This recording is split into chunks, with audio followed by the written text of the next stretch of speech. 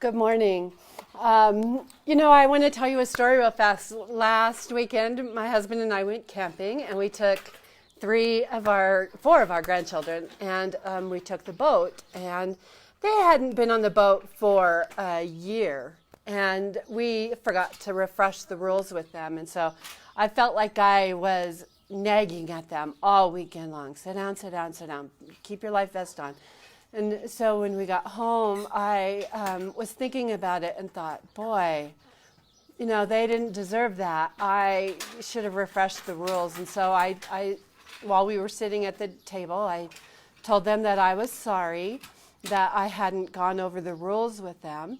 And my 3-year-old granddaughter, she looked at me in her sweet little voice and she said, "It's okay, Grandma."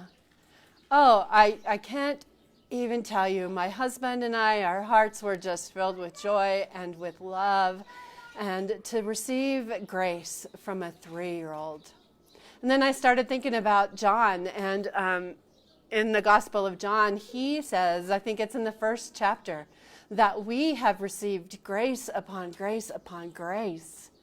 And I think, when do I notice grace in my life? How often do I stop and really notice it?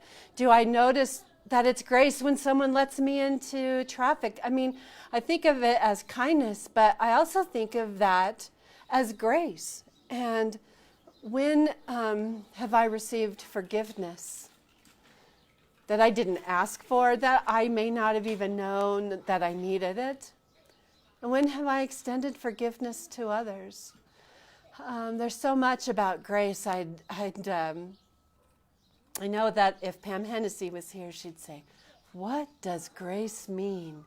And then she'd do a deep dive into grace. And maybe that's what we need to do for a couple days, is examine our lives, examine our days, and notice when we receive grace upon grace upon grace.